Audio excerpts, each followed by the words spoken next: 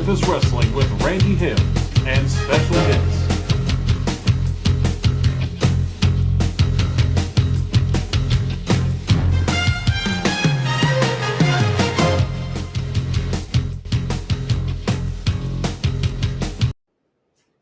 Well, hello there. Come on in and stay a while because Talking Memphis Wrestling for the 25th day of June is on the air. Hey, BCE, what's going on? Andrew, Calvin Jr., Thomas, and everybody else. It's ready. We are more than ready for Talking Memphis Wrestling. Want to bring in our two of our three co-hosts as our First Lady of Power Pro Wrestling and Talking Memphis Wrestling, PJ, is in the house and saying hello. BC says glad to be here for another week. We have two out of the three co-hosts of this show, because I'm the main host if anybody didn't know. We're going to let Chris Ellis open, and Chris Ellis have his opening statement. Hey, Chris. H. Great to see everybody. Hi, BCE, PJ, everybody's on. It's my main first take is, man, is it hot for June? It is only middle of June. It's 109 heat index. It's going to be a long summer in Arkansas if we start this crap already, man. Today was brutal on my guys working at school trying to build these buildings. It was tough. Tough. Being tough around here too. It's hot as Jeremy's in the house saying hello to you. Frank Seaton says hello. Miss Seaton, my 7th grade teacher, her son Frank in the house and says hello. Bunch of people in the house. And BC Mutilator says good evening, Mr. Ellis. He knows your old. Hope you're enjoying your summer except for the heat. And Crazy Gail, some crazy times, Crazy Gail in the house. I think Randy West is watching as we start this show. And anything else to add to that first take, Chris, before we go to Mr. Trammell? No, not really. And summer's half over next week. It's unbelievable. We starting school in the blink of an eye. The time needs to slow down. That's the only thing in life that has a finite amount to it. It's time. And it's going way too fast. Timmy Bass is in the house. Hello to him. And we're going to say hello and put center screen to the original co-host of this show. His home is in Alabama, where it is as hot as Arkansas. And I tell you what, you're absolutely right, Chris. And BC, I am ready for college football, but I'm ready for fall as much as I am college football. But we lost a wrestling legend today, Sika Nye, who is Roman Reigns' dad. One of the Wild Jumping the gun Smoke. on me, Pat. Jumping the gun. Sorry about that. But I just think about family, and I think about wrestling, and I think about generations, and I appreciate my Talking Memphis Wrestling family that comes to be with us each and every week. This is a part of my week that I know I look forward to like no other. So thank you all for being here, and thank you for being part of what we try to do every week. As Pat let the cat out of the bag, I was waiting to have Michael to come in when we break the sad news, and we will announce right now that this program today on Talking Memphis Wrestling on the 25th day of June is dedicated to one of the legends, certainly one of the most feared team ever, and no doubt, one of the leaders of the largest professional wrestling family. Sika passed away very, very sad. He was born April the 5th, 1945, passed away June the 25th, 2024. That is today. What a damn team. What a scary team. They were what Hills should be, Pat Trammell. No doubt about that. Absolutely, absolutely. Love watching those guys. Hello, Randy West. Randy Dandy Randy West, as we're talking breaking news. We're talking about the death of Sika. Anything to say about that? Did they scare you as much as they scared me? Oh, definitely, man. You just thought they were like you didn't want to get near them. If they were walking to the ring, you were trying to back away, give them room because you legitimately thought they'd kill you. You know, they were intimidating, big, thick, strong guys. You know, the precursor to you know the Barbarian and all those guys. That lineage, all those Samoan wrestlers are unbelievably powerful and intimidatingly strong. Let me do a little tease, a little promo. Folks, why don't you do me a favor? Because once you hear what's going to happen on this program today, once you hear it, folks, you'll want to call all the wrestling fan friends you can think of, every single one of them, because we have a loaded show. First of all, we have two, not one, but two pictures of the day. And we have cards of the week, not just one card of the week. We got three cards of the week. We got a look at the most highly attended, engrossing Memphis live event in history up to that point. And I don't know if any Memphis wrestling card ever drew the kind of ticket sales this did. Memphis was hot on June the 24th, 1974, the road to the gold. We will also take a look at the June 21st, 1977 Louisville, Kentucky card. September the 1st, 1979. Chris, you will like this. This will be a Jonesboro American Legion Arena card for Labor Day weekend. Three good cards. Videos we have today will open up one of the best Mid-South Coliseum matches. It's definitely in the top 3 to 5 I've ever seen. Jerry Lawler, Terry Funk, 1981 at the Mid-South Coliseum in Memphis, Tennessee. Then we'll show a match I promised last week from TV5 from 82, Jerry Lawler against Ric Flair. If that's not enough, a Texas death match, Jerry Lawler, Dutch Mantel versus Bill Dundee and Buddy Landell. Highlights of this, 26 falls from March the 24th, 1986. Then we'll show a 1987 AWA World Title match. We've had this before. It's so good, we're going to do it again. Nick Bockwinkel defending the AWA World Title against Jeff Jarrett in his first challenge in May of 1987.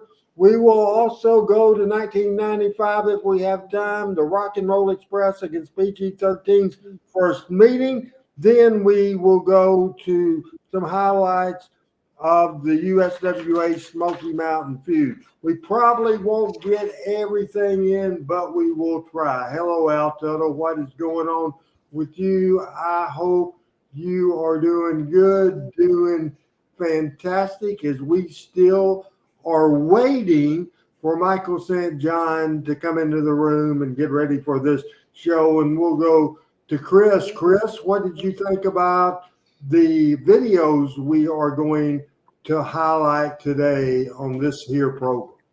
Well, obviously Lawler and Funk is always a classic, no matter when they work. But I love the Lawler Dutch Dundee Landell Texas Death Match. I have great memories of that. You know, that's the Bill and Buddy era and all that stuff. That was fantastic. And as we talked last week, Bockwinkel is awesome. I actually watched some more Bockwinkel footage this week. Forgot how good he was, and I watched him some this week based off last week's show. So there's three that I'm real excited about. Pat, what are you looking for today, my man? I'm with Chris. I think Dundee and Landell is a great tag team. Great on the mic. I'm looking really forward to that. I'm going to ask you something in a minute. And I'm curious to watch the Lawler Flair match to see how they work together. I've never seen that. But anyway, looking really forward to that. What I asked of you is, what is the rules of a Texas death match? Falls don't count. Okay. No time limit, no disqualification. At the end of the fall, there is a 30-second rest period.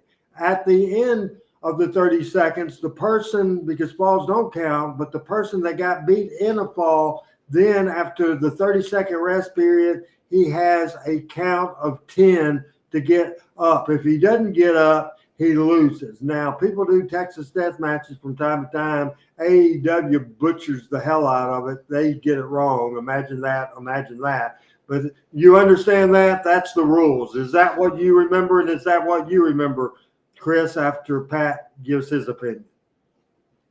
I actually, to be perfectly honest with you, Randy, I never knew the rules of Texas death match. That's why I came to the expert. That's the way I remember it, RH, other than falls count anywhere. Is that an added stipulation or is that normally part of it?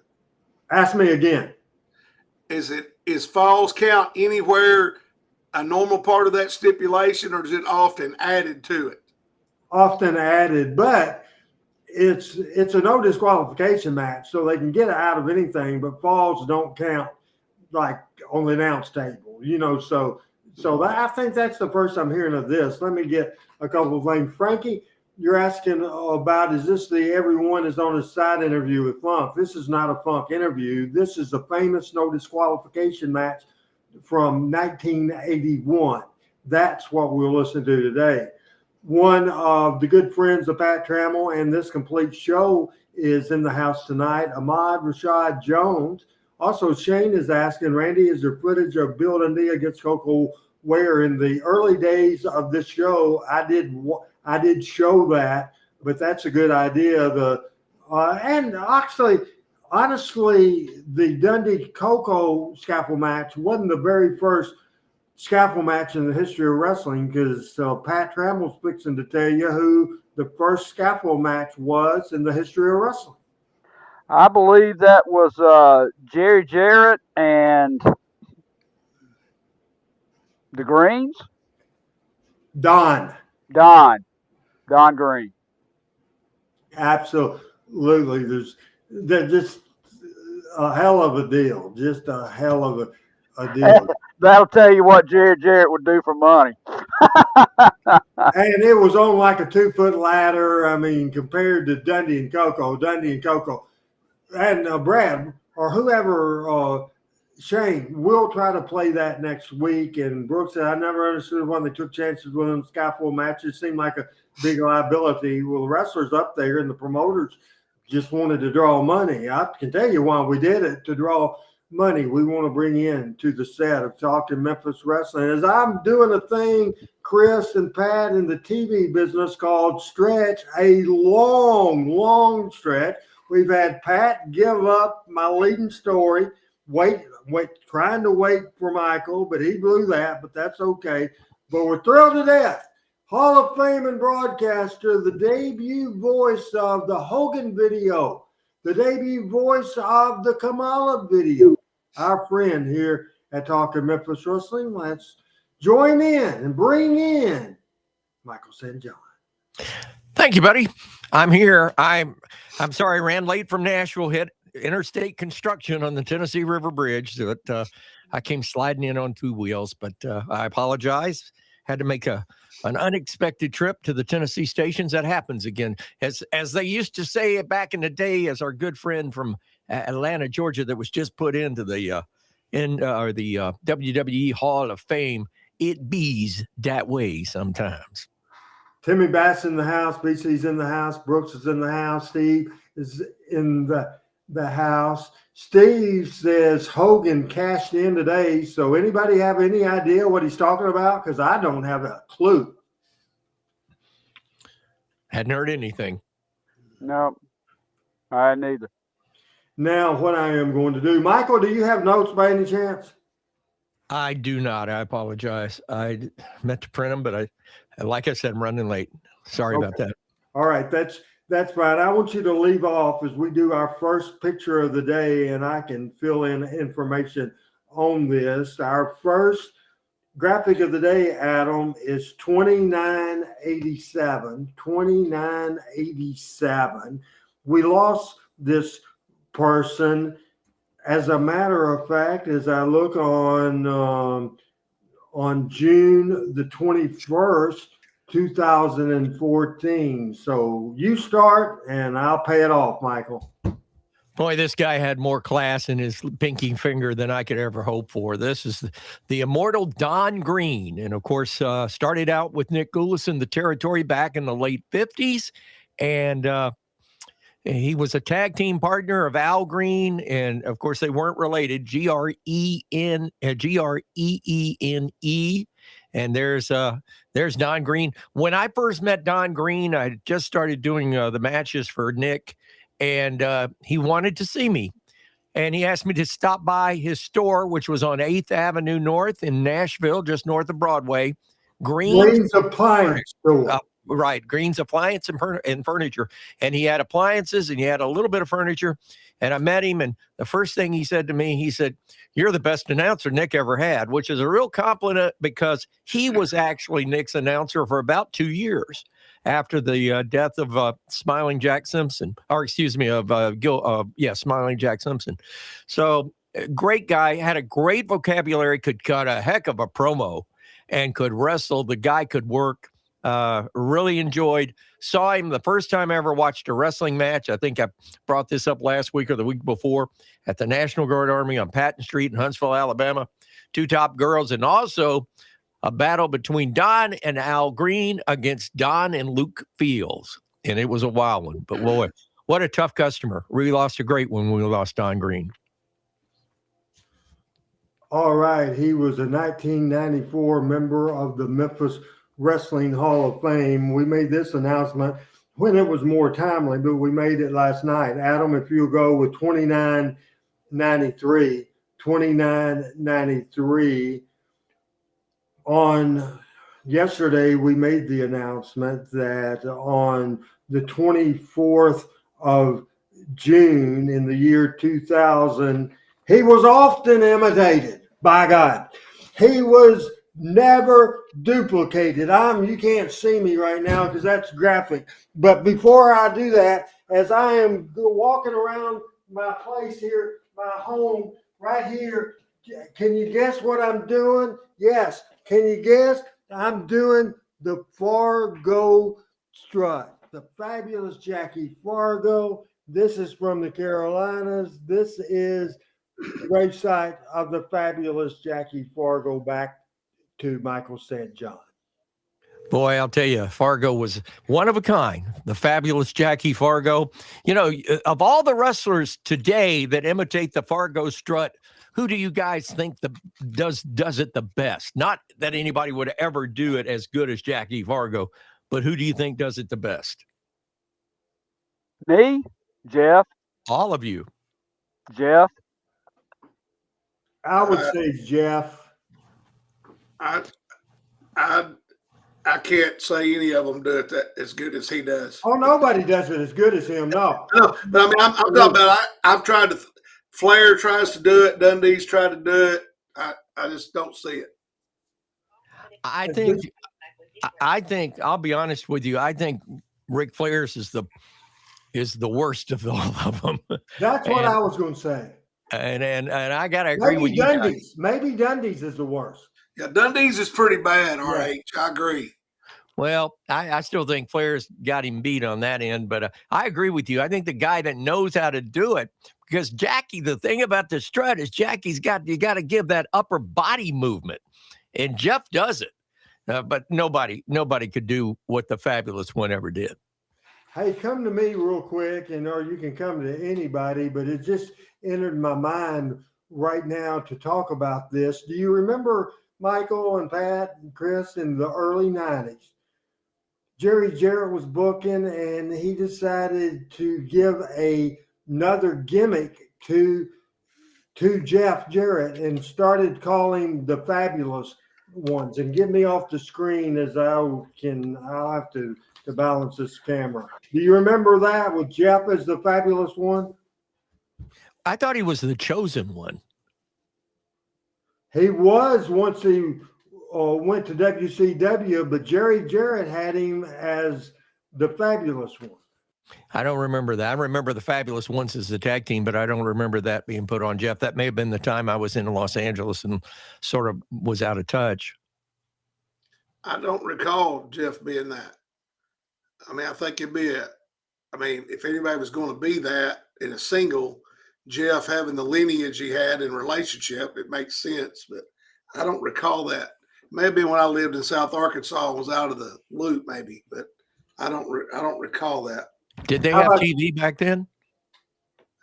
Yeah, they had TV, but we didn't have Memphis TV almost to Texarkana. I mean, how about you, Pat? Do you remember that? I remember a little something about that. I think we've seen a clip where maybe Lance or Dave refer to Jeff as that. We might have, but not for a very long time. We're about 22 minutes into this show, so we're going to get started the show anyway, and we got off and stretched for a long time. But I want to play right now or show the graphic, Adam. 2992. This is a card that drew on June the 24th, 1974, almost 11,800 people at the Mid-South Coliseum in Memphis, Tennessee, as you see that newspaper article. The opening match of the night, George Goulas against Smash Terror. The second match was Joey Rossi against former 6 times world heavyweight champion Lou Thesz. Then a 6-man tag team match, Tommy Gilbert, Eddie Marlin, and Rick Gibson against Al Green, Phil Hickerson, and Sam Bass. Then for the Southern Tag Team Championship, the champions, Bobby Main and Charlie Fulton, with Sir Steve Clemens, the former manager of Don and Al Green, against the tag team of Bearcat Brown and the legendary Bobo Brazil. And the 5th match of the night, 5 matches, drew 11,800 stinking people. That is just absolutely fantastic. It was Jerry Lawler defended his Southern Junior Heavyweight Championship. Rick Gibson was in his Lawler was defending the junior title against the fabulous Jackie Fargo, with Ricky Gibson in Fargo's corner, 11,800. Real quick, Pat, how about that card? That's an amazing early wrestling card. I have a couple of questions on that. What was Bobo Brazil's home territory? And the Sheik, Detroit, okay. Detroit, yep. Detroit, okay. And what year was Lou Thesz born? That's a good one. Somebody Google that for me. Yeah, please. That's a good question. Bobo and the Sheik were best of friends, although the Sheik kayfabed it so much even to his family that when Bobo would come over for Thanksgiving dinner, he'd eat in the kitchen while the rest of the family were in the dining room. And the Sheik told me that story on his that came from his very own mouth. But just if I could jump in here, I believe, Randy, that was the first time that Bobo Brazil ever came into the territory. He had a run with Lawler. I don't know if that was before or after, to tell you the truth. As we move along, I will look. And Greg was saying, and Adam did too in the production notes, that Lou Thesz died in 1916 on April the 24th. Anybody else, real quick, want to comment about that card? Lou Thesz was 58 years old. And was wrestling. It was in tremendous shape still. That's my age now. And he was in great shape at 58. I had the honor to call a match with Lou Thesz in 1980, and he was in great shape. I mean, the guy never lost the tone of his body as far as I know, as long as he wrestled. And you talk about a catch-as-catch-can wrestler. I mean, that guy was textbook. Buddy Wayne's favorite wrestler, no doubt about it. A lot of people's favorite wrestler as well. We'll move to Louisville, Kentucky in June the 21st of 1977. 2988 is the graphic number, and this card happened at the Louisville Gardens in Louisville, Kentucky. The Exterminators, who I believe were Bruce Swayze and Jim Dalton, the Exterminators, and that is, I gave you the wrong, that's right, I must have gave you the wrong number on that. The Exterminators and Dennis Condrey in 1977 against the tag team of Tommy Gilbert, the Wrestling Pro, and Sylvester Ritter. Do we have to tell the people who Sylvester Ritter is, or does everybody know? What do you think, Chris? Well, I'd hope everybody knows it's the dog. The Junkyard Dog, no doubt about it. The fifth match, no, I'm not right on that. That was the first match. The second match was Jim Garvin, who later became Gorgeous Jimmy Garvin, against Radomius, who wrestled for NWA Georgia as Bill Howard. Jim Garvin and Radomius. Now, Bill Dundee faced Bad Leroy Brown. That was a 3-week program that led to the best feud in the history of Memphis Wrestling, Jerry Lawler and Bill Dundee and Leroy Brown. Then we had the tag team titles at stake in a single match when Phil Hickerson, who held the titles with Dennis Condrey, against Tommy Rich, who normally teamed with Bill Dundee. Then a Southern Championship match, Paul Orndorff against Plowboy Frazier. Main event was a belt on a pole, Jerry Lawler against Rocky Johnson. Real quick, everybody, please. Real quick comment on that card from Louisville, Chris. Well, I remember when Rocky came in doing the boxing thing against Lawler, and I remember that vividly. And then it being such a Condrey fan, seeing him in the opening match is just hard for me to fathom. Like Dennis Condrey's in the opener. That's unbelievable to me. He was tag team champions, and his partner was in a program, and that's just why they did it. Well, why they did it, he and Phil were tag team champions. Dundee and Rich teamed together, but Dundee was in the Leroy Brown deal. Pat, any comments on that card? The match I would pay to see would have been Hickerson and Tommy Rich. It was, I'm sure, a hell of a deal. How about you, Michael? Just real quick, I think the reason that Condrey was in that opening match is I'm sure there was a run-in on the Hickerson-Dundee thing or the Hickerson-Rich thing. So, I'm sure that they shot an angle around that as well. Great card there. It's too bad we don't have the money for the Louisville Gardens back in those days, because the Gardens, according to Cornette, the Gardens was always a roller coaster. They'd really draw, and then it would get through a lull, and they'd really draw. And Jimmy always said that he thought a lot of it was seasonal.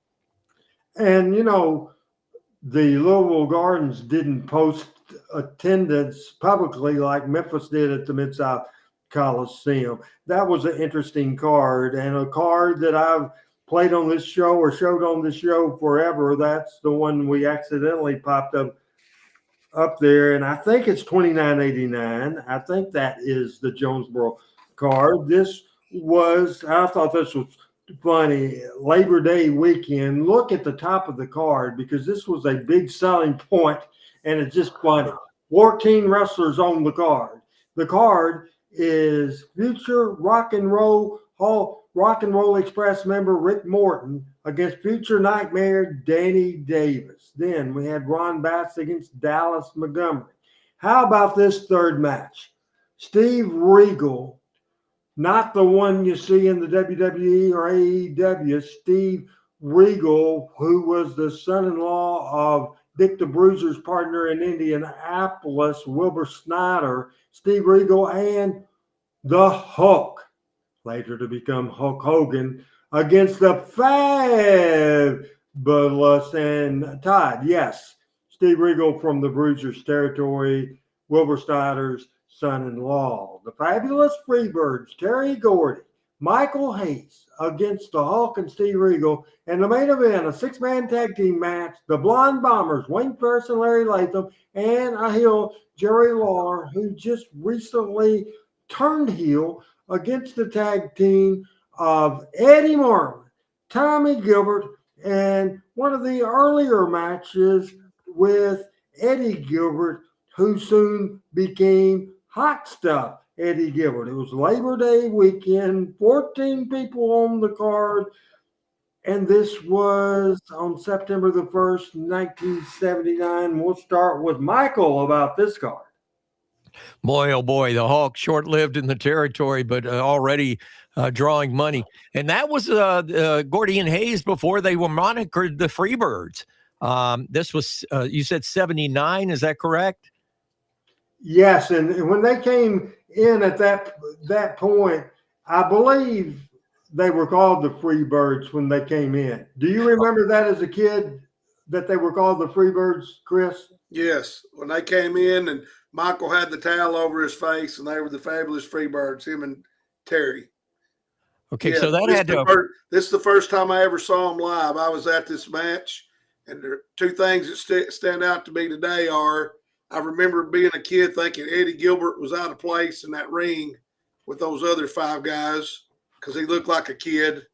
I remember that for whatever reason. I remember how big Hulk was walking down the aisle. And then the other thing is I found out later that Ron Bass is a Red Wolf RH like us and grew up in Arkansas. Had no idea at this point. Pat? I'm curious about Steve M's question there about Robert and Ricky Gibson and a Freebirds beat him up on the way to the studio. Does anybody remember that? I remember them beating up on the way to the studio. I'm just not positive it was the Freebirds. It could have been. That's been a long time ago. They weren't here a long time. They had the Blonde Bombers, Ferris and Latham hot, and they didn't really go with the Freebirds. The Freebirds premiered, Michael, for Nick Gulas and drew money, and Tom Renisto, the booker and the announcer, got involved in that thing as well, if you remember, Michael. That's correct, and I had them in their actually in their first appearance in '77 at the Nashville Fairgrounds. And Terry Gordy was 16 years old, and Michael Hayes, I want to say, was 3 years older. And so this would have made him, if this is 79, 2 years later, Terry Gordy would have been 18, and Michael Hayes would have been barely legal at 21. Amazing. Anything else you'd like to say about that, Michael, before we go to a great card? Love that card. I got a question, RH, for Michael, for you. So Larry Latham and Wayne Ferris were a great tag team. So did the wrestlers come up with the idea to put themselves together, or did the promoter put them together and form them into a team because they thought it would sell tickets? How did that work? I told the story before. Robert Fuller was booking in '79. They fired him. The whole Southeastern crew went with them and left the Memphis crew with Lawler, Dundee, and others. And they had underneath talent, Wayne Ferris and Larry Latham, Jerry Jarrett put together and came up with the idea of, I don't know, some you might have heard of, the Tupelo concession stand brawl. And both guys had blonde hairs, so they started calling them. So I don't know if the name of the team, the Blonde Bombers, I don't know if that was the tag team's idea or Jarrett's idea, but Jarrett certainly had the idea to go with them. Definitely. Well, it really took off because they were both mid-card, and when they became the Blonde Bombers with Danny Davis as their manager, man, they took off. It was big. Before that, in '78 in Nashville, they were teaming together. They weren't called the Blonde Bombers, and Danny came with them at ringside with a Army helmet on, and they had a run. They had to run a series of a program with the Jet Set, George Gulas and Bobby Eaton, and it drew money. It drew big money. That is great. Anybody else want to say something about that card? All right. We started the show and wanted Michael's response for this. This show is being dedicated today and want to get those pictures up there right now, one of the legends. And this is what a Wrestling Hill looks like. One of the legendary teams of all time. And this is Alpha and Sika. Sika passed away today. He was the father of Roman Reigns and the late Rosie. Sika and Alpha scared me to death. What a dadgum tag team, fearsome. And as I said earlier, the largest wrestling family in the history of pro wrestling. I mean, there's more of them than anybody else. I think there's no doubt. And that is the Anola family. We've heard from Chris. We've heard from Pat. Now, Michael, I don't remember hearing from you because I don't think you were here when we went live. No, I missed that part. I had heard earlier today that Sika had passed. I worked with them. Nick had them in the territory. Now, were they the original Wild Samoans in this territory? Because I know they went to New York and they were the Samoans, but weren't they the original? They called them the Wild Samoans? Yeah, I think so. I'm pretty positive on that. I'll never forget. And, at the time, and I'm not much more than that, I'm 6 foot tall, I weigh 133 pounds. And I go in the dressing room and these guys take up half the wall on one side. And I looked at them and they looked at me and they were the nicest, soft-spoken. They were tremendous. I mean, both of them. And I got to know them a little bit. They were probably the first team that I got to really get into and know and get their background. And they had kids at the time and they were happy and proud of their kids and so forth and so on. They ended up migrating and living in Pensacola, Florida, of all places. Yes. And they you talk about heritage. I think there's a book out there, and I think maybe there's even something for Vice or one of the maybe even the A&E biographies on the Samoan wrestling family tree, because it literally it looks like a tree and has now tons of branches. But now, is Jacob Fatu, isn't that Sika's grandson? I think it's Tamatonga or somebody's son. I'm not positive. I'm sure Al can write us a note for that, but it's an extremely large family. I've seen a picture of that Samoan team, or the Samoans family tree for wrestling. Yes. And it's tremendous. And I mean, it's amazing how all these other stars that you don't think about were kin to them. It's amazing. It all started with a high chief, Peter Maivia. Hey, this is part 7 of the favorite memories. Shad Olden suggested this series. Never believed it would last this long, and every week somebody gives me idea. As he mentioned, the scaffold match that we'll show next week, we probably won't get to everything, especially since we're 40 minutes in and haven't watched. These numbers at this point, 40 minutes into the show, is very good. One of the top 5 of Jerry Lawler matches I believe I ever saw live was a no disqualification match. We've seen it before. Sometimes we do that, people. First of all, our audience changes every week. We get new people every week. So we might show something or show a newspaper ad we've seen before, but we have a new audience, and that's how I justify it. No disqualification. Lawler Terry Funk, 1981, to help Lance Russell with the commentary will be Michael St. John, Pat Trammell, and Chris Ellis, as I'm going to enjoy this thing as we play now. Let's take a look at it. Here coming to the ring, a former NWA World Heavyweight Champion. Attention, ladies. He was Frankie the Thumper in Paradise Alley and is now pursuing a career in movies. Retired in times at his ranch in Texas. Entering the ring, Terry Funk.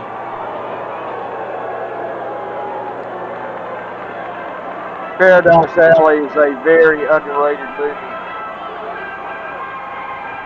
Absolutely. And here comes the king. How about that? Just what we're seeing so far, you don't see that. You do not see a 75,000 people in the wrestling arena but you don't see people going crazy like they're about to be when their hometown hero, the home team, just like Patrick Mahomes, would have got that big pop when they won in Kansas City, the parade that they had, then the parade for the Boston Celtics. How exciting is this, watching Lawler enter the ring for this ODQ match?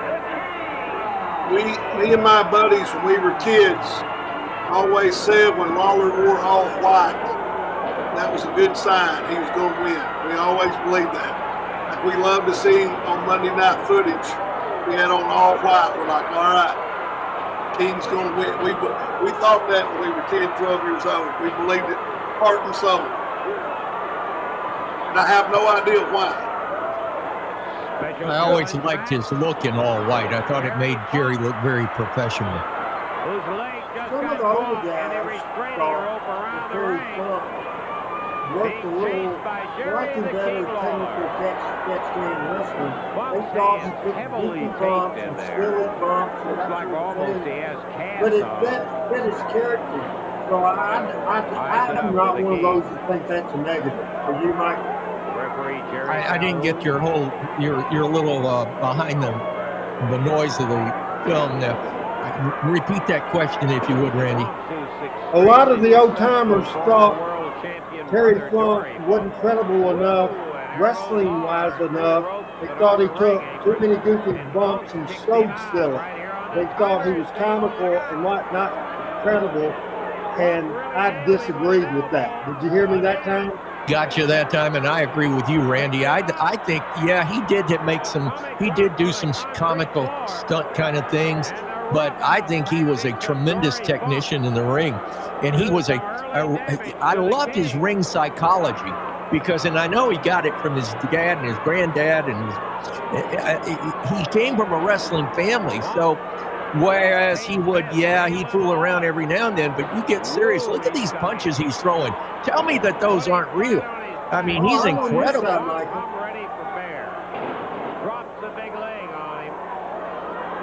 Listen to the people. As Al says, Jacob Patu's uncles are Rikishi and Umaga, and he is cousins with the Usos. Who's his dad, Al?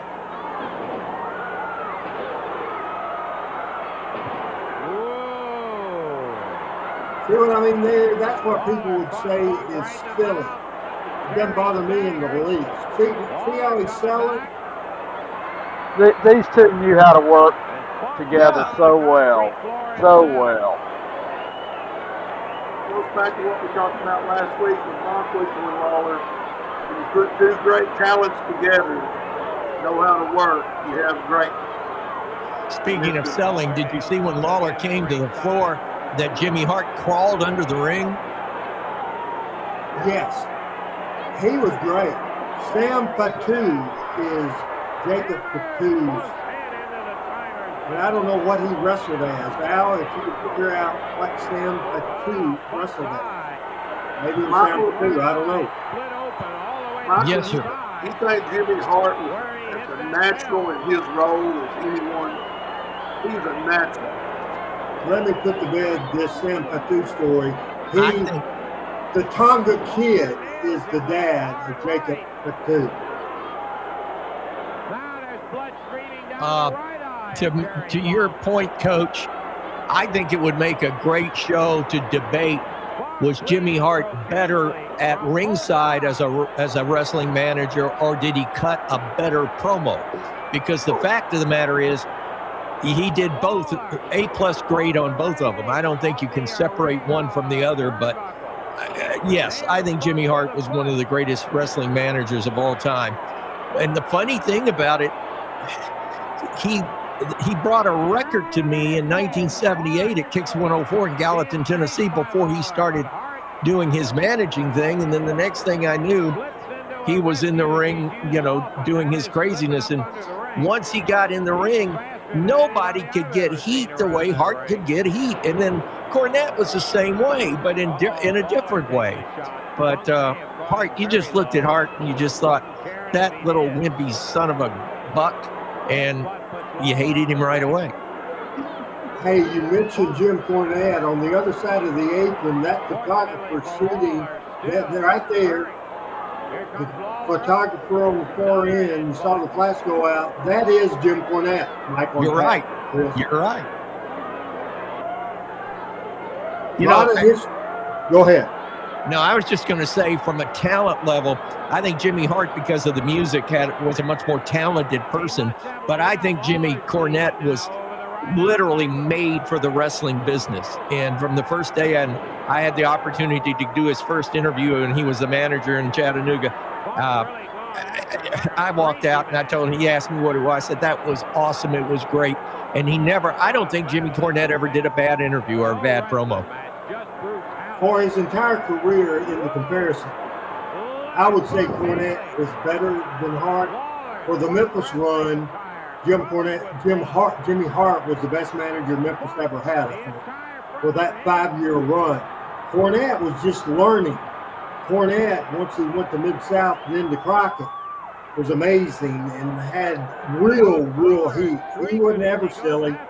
I wouldn't say that. Wouldn't ever silly. He got cake on his face. But still, you know what I'm talking about. But listen to the intensity of this match from year 1981 at the Mid-South Coliseum in Memphis, Tennessee. This took place on March 23rd, 81. And we'll get our comments in on this match as the match is going on, because we'll need to jump to the next match as soon as I can upload it. I wonder. I'm seeing Jerry got juice, and I'm trying to figure out right at what point did he get it, because that was well concealed. Lawler a pro, and I wasn't watching. Usually, when the matches are going on and I'm doing this show, I'm looking at notes and researching and all kinds of stuff, reading comments, so I missed it. But this the intensity of the match, Pat, is hot. It absolutely is. And, you know, somebody said something about punches. You know, Funk looks so stiff with his punches. And, you know, he's gotten Lawler opened up, and it's just pandemonium. Red makes green. I've heard that so many times. You know, in thinking about this, the wrestlers also would do a thing where they would get juice in the locker room before they come out and put Vaseline on it. And then when you have somebody like a taped fist of like Funk, that tape would rub the Vaseline off and cause it to open up. And I'm wondering if that's not what happened here, because I didn't see a point in this match where Jerry got the juice. I think it was preconceived, and then Funk opened him up. Here we go. As Lawler, the strap comes down. As we get away from that subject, let's take that off.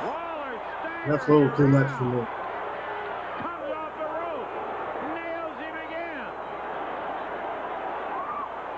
You know what I'm talking about, Chris? Yes, sir. Lawler goes up to the second rope and the fist drop, and here comes Hart, and we'll let this finish play out. It's brilliant. So this was just a no DQ match, no title or anything, just a no DQ match. I didn't see this live. I saw it on tape on Saturday morning. To me, they screwed the people. When you have a no disqualification match, and I'm going to tip off the finish here, you think you're going to get a finish, a winner, and they didn't give them a winner. That was a little disappointing, and I won't expose it till we see it. I think, though, this is pouring kerosene on the heat, though. I mean, this is just making the heat that much more intense for the next match. Randy, was this part where Hart was paying the bounty to bring people in to hurt Lawler? Yeah, Hogan and Terry Funk and the Dream Machine and Austin Idol. Yeah, I can go on and on. I remember that now. He's tearing his. I remember him tearing his stock right here.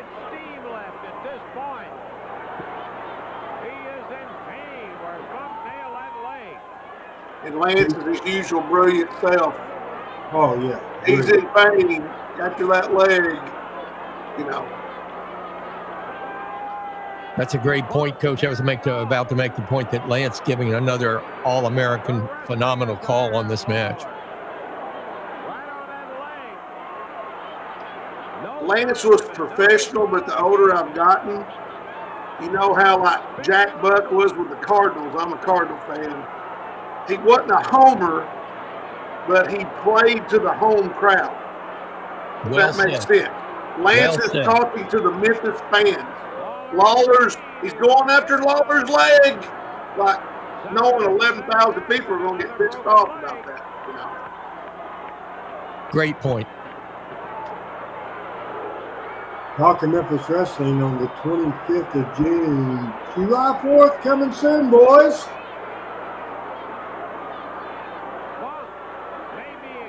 We're not going to get a chance to watch everything I have figured on this show today because we have an hour and 9 minutes left. But we're going to show you some good wrestling coming up.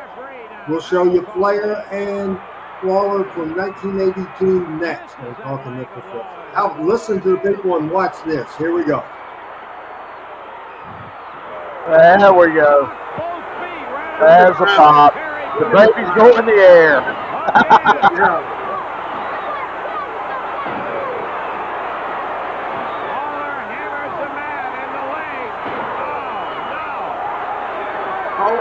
Lawler's great hand-eye coordination paid dividends right here.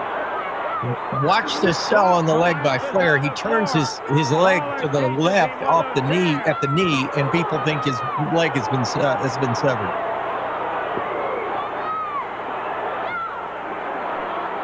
Lawler wobbling, but still swinging that thing like a big axe. Referees at the 8 count. 9. It's going to be a count out. 10 seconds left in the video. Count out. 14 minutes, 16 seconds. A count out, and the people didn't seem too frustrated. Just battled. People went home happy. Oh, yeah. As Adam takes or deletes that video we just saw, about 20 seconds, each guy comment what we saw. Pat, we'll start with you. I love the comeback. I love the comeback and Funk selling with the leg. It was great. Great stuff. It's what you buy a ticket for, to see our hero win. So the home team went home happy that night. How about you, Michael? Real quick. Watching that video, 4 elements: great wrestlers, great sell, great finish, great announcing. Bingo. There's no doubt about it. As Adam Dunn will hit the next match. This is from Memphis TV in 1982. This is Jerry Lawler in a 10-minute time limit match with NWA World Title. We saw the setup last week, and we will see the match right now. Introducing the challenger from Memphis, Tennessee at 228 pounds, Jerry the King Lawler, and the champion from Minneapolis, Minnesota, 240 pounds, Ric Flair. This is a world championship match, 1 fall, 10-minute time limit.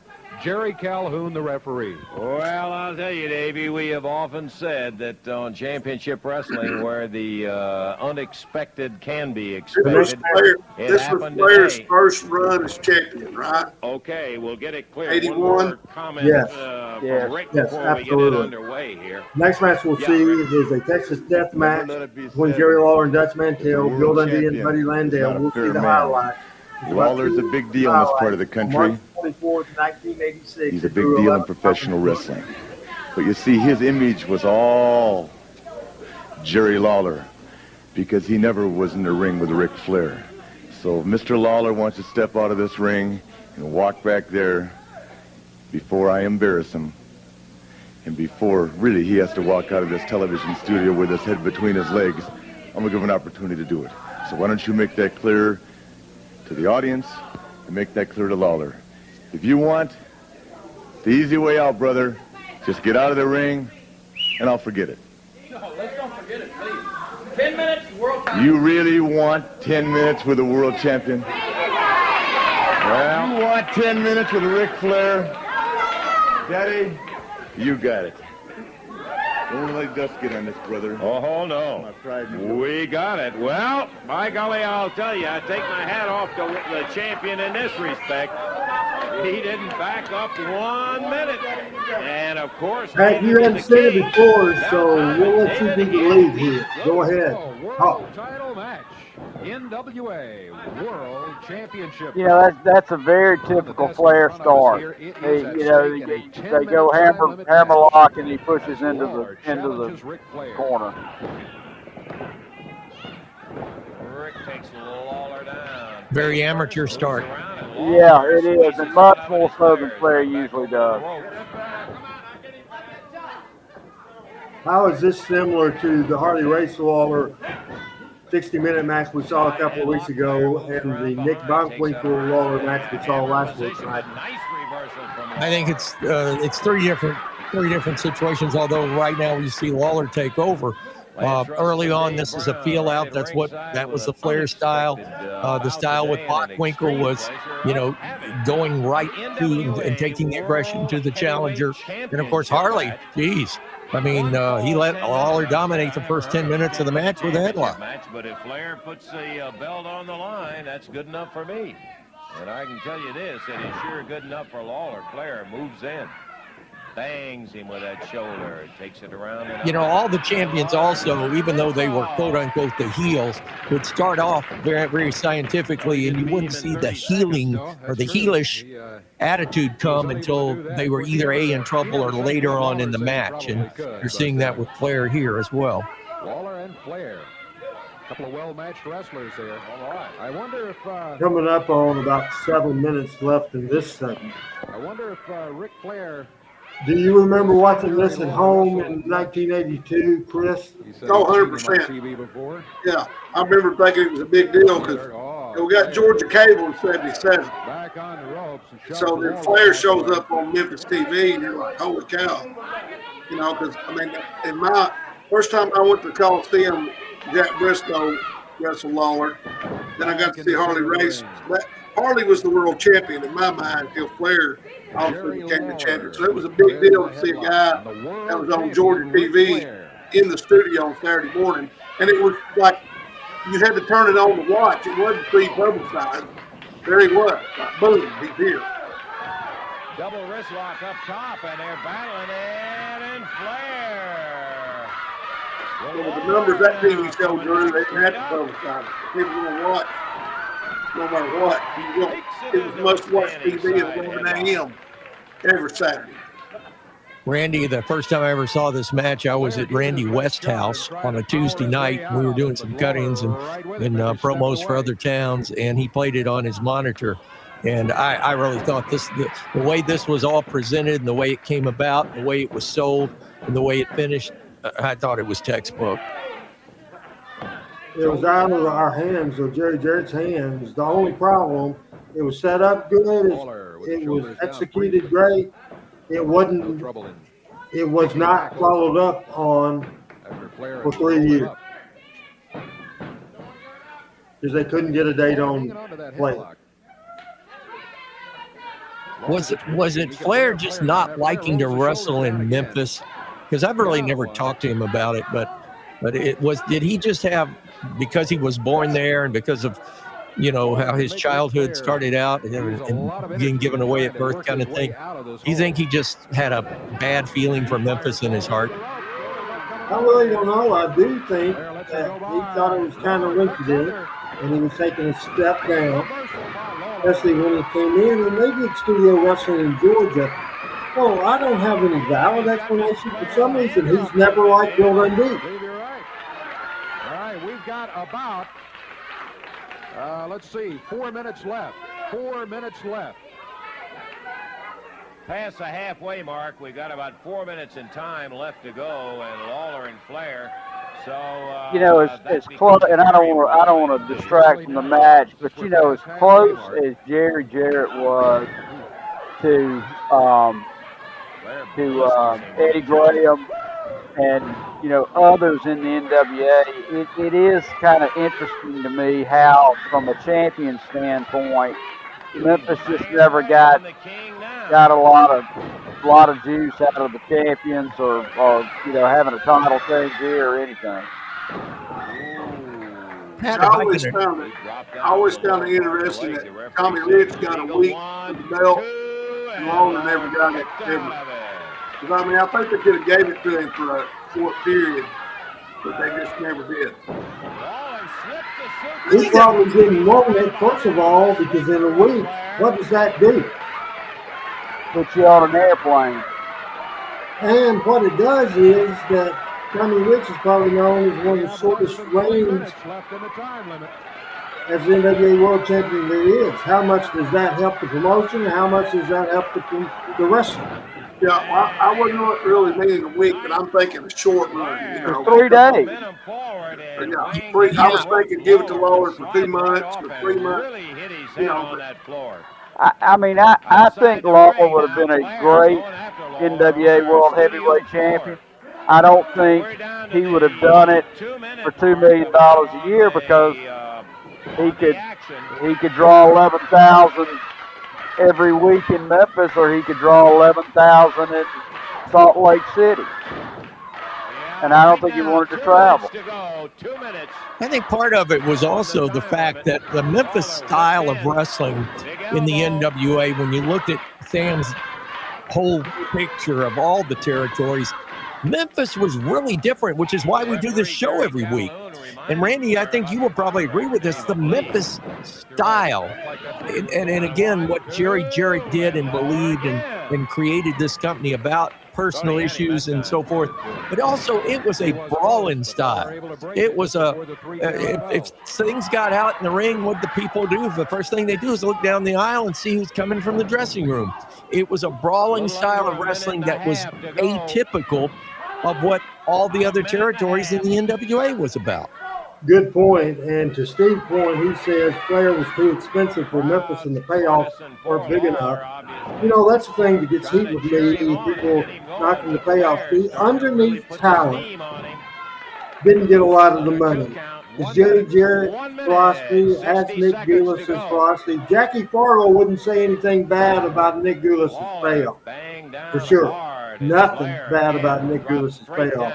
And Jerry Lawler, Austin Idol, there's a lot of people, the Fabulous Ones, Bill Dundee, a lot of people made a lot of money, because when you had 11,000 people at the Mid-South Coliseum, all the payoffs weren't bad, is my point, Michael. Oh, I agree. And the ones that complained were the ones that never got on top. And the guys that got on top and drew money made money.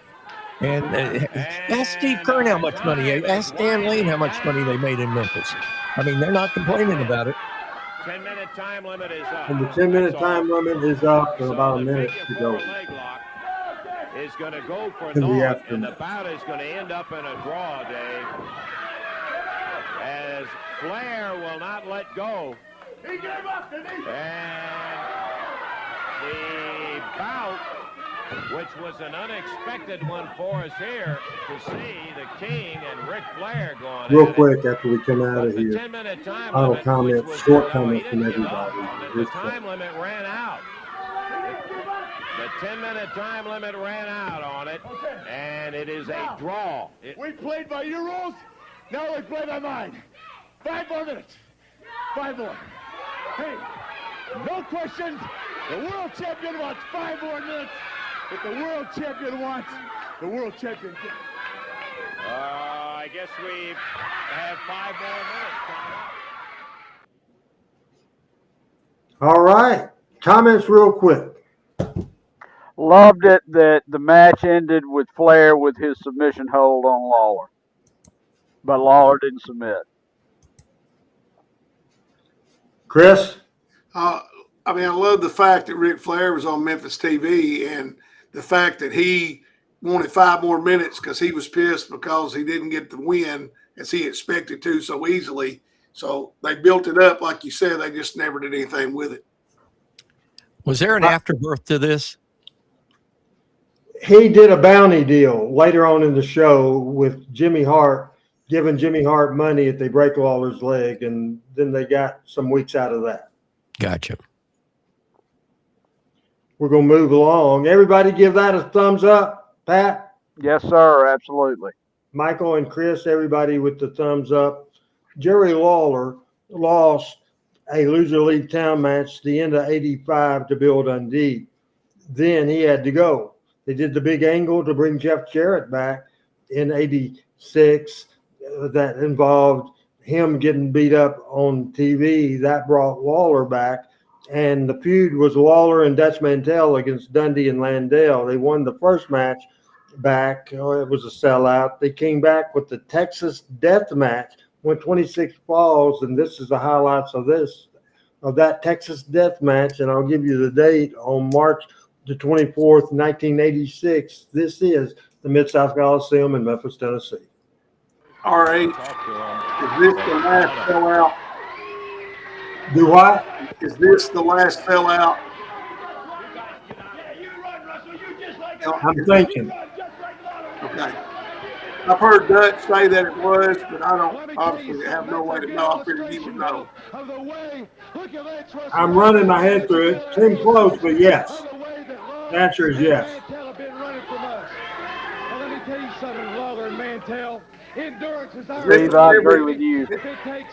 Memphis Memories drew 9 or 10, right? 1,000. Do what now? Memphis Memories drew 9 or 10,000, right? Yeah, 9,000. But our sellout was 11,300 or whatever it was. Yes, sir. I thought Dundee was great as a heel. I always liked Dundee better as a heel. I agree. And Buddy was talented. I bet he could have been so much more.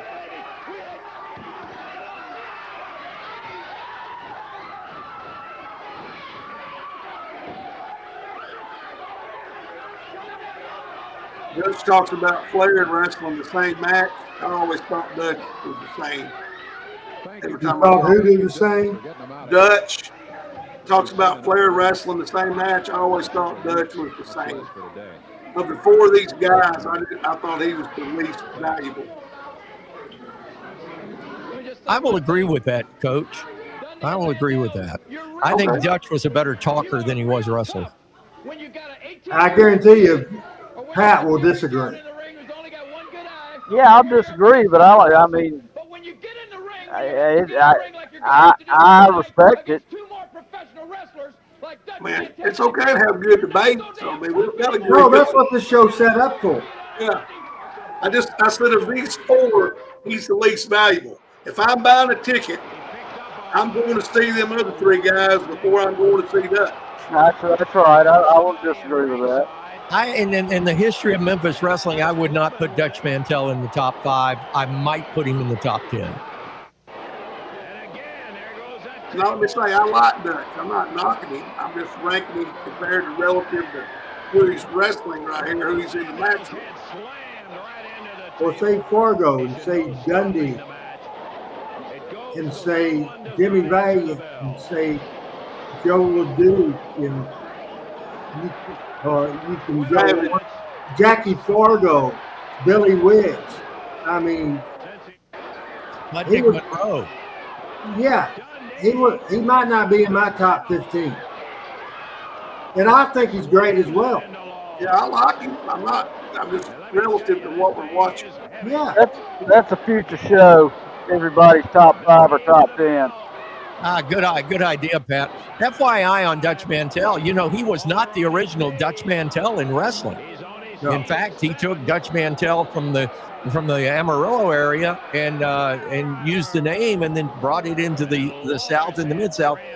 I think Dutch Mantell was at his best when he first came to Nick Gulas Wrestling in 70, 74, 5, 6, and had that year-long run with single matches with Randy Savage. I think those were incredible matches, and two young guys that just got out there and beat the living you-know-what out of each other.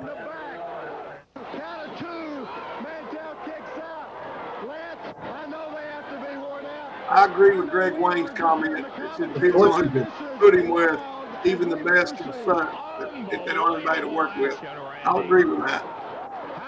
I think Dutch Mantell was better before he became the cartoon character.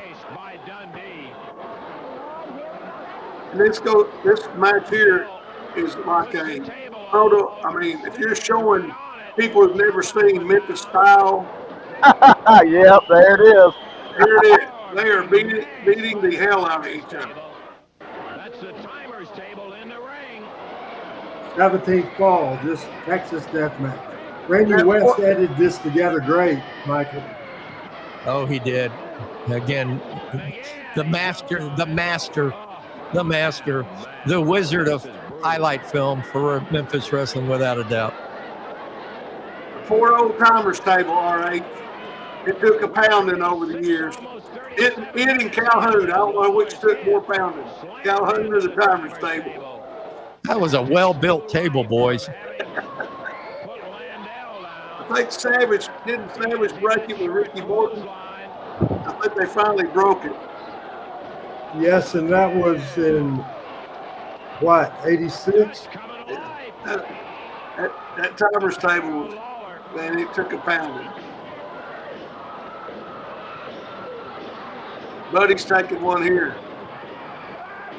He's Buddy's selling, man. He's selling, yeah. Lawler's punches. Wow. Unbelievable. That is great work right there, isn't it? Oh, man. That's awesome.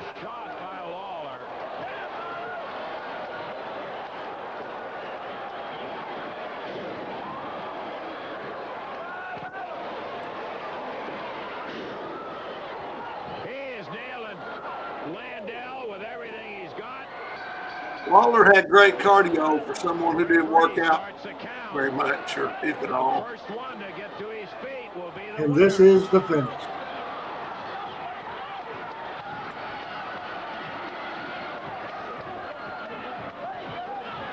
But Mantell, that's the 10 count.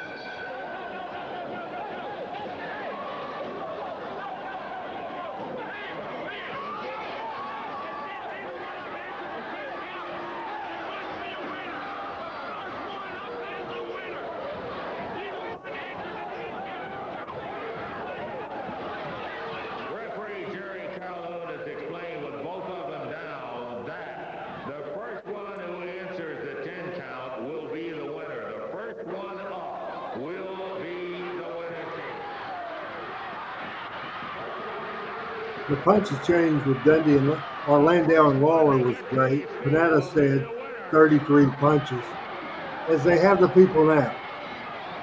Look at Dundee.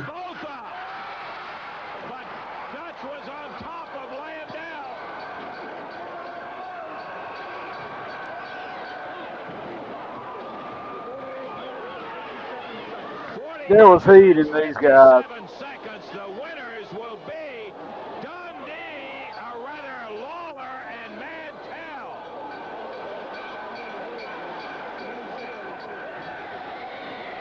Boy, Jerry Calhoun had to have to have taken more punches than any other referee in the history of the business. 48 minutes, 57 seconds. The winners Absolutely.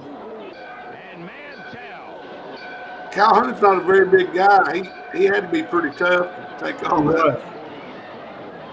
He was feisty. He was a fighter if he had to. And he was a PE teacher in school. He was a tough guy, but what a great guy. I always thought the world of Jerry.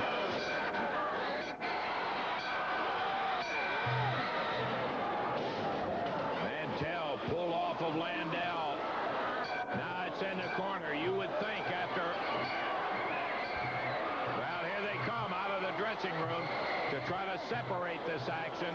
That's a good question about PJ. Is there anything around ringside they weren't allowed to touch, RH, like the popcorn machine in the brawl? Was there anything at ringside that was off limits? The fans.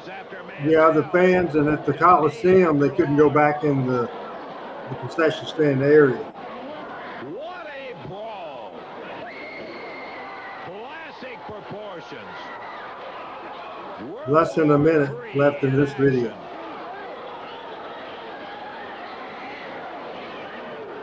And at the end of 23 falls, what a way to end the finish with a pull apart. Yes.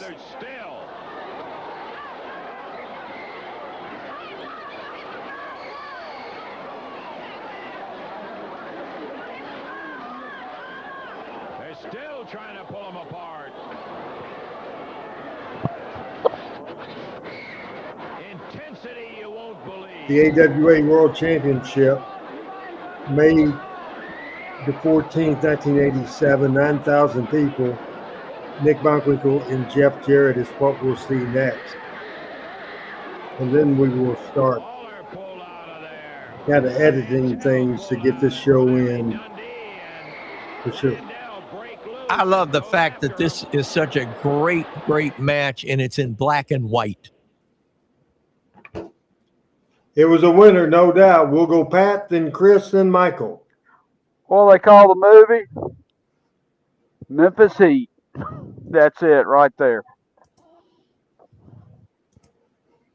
What I liked about it was, believability factor, the pull apart and all that's going on. Not one fan has headed for the door. Not one. Till the wrestlers all left the arena and were out of sight. Nobody left. There wasn't nobody trying to hurry and get to the car and be the first one out of the parking lot. They stayed to the end.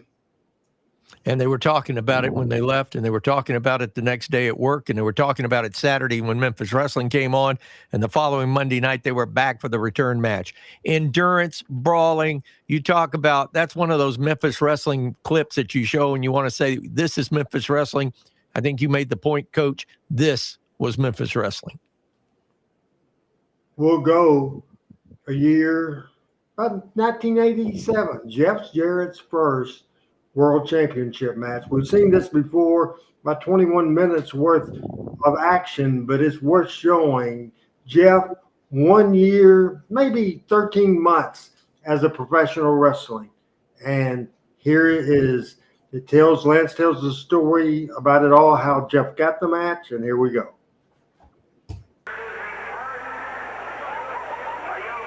When Jeff first started, I wasn't a huge fan, but as he got older, I became more of a fan. And I love, now he's the last outlaw. I love that. He's a year younger than me and in great shape.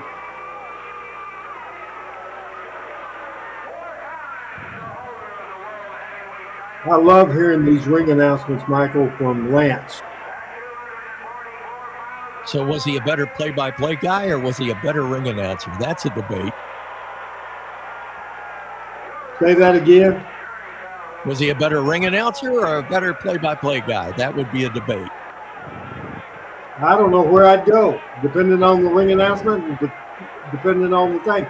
I always thought of the commentary, the color, the play-by-play, or everything, ring announcing. I think he was best as being the host of the television show. I think he's the best host of a wrestling show I've ever seen. Michael, what I would ask you, Michael, being in that's your profession, and Randy's been in that business as well, how do you measure yourself when you are the standard? Great. That's a good point. And just think about this. When the Hollywood producers decided to make Man in the Moon, even though they cast Jim Ross in the position that Lance Russell was during that feud, guess who they made the ring announcer for the movie? Lance Russell. The play-by-play guy was? Jim Ross. Yes. I love these World Championship matches. We saw it Racing Lawler. We saw it then with the Bockwinkel and Lawler, and we will see it with Nick Bockwinkel. And Nick Bockwinkel obviously leading this match. Jeff's 20 years old right here.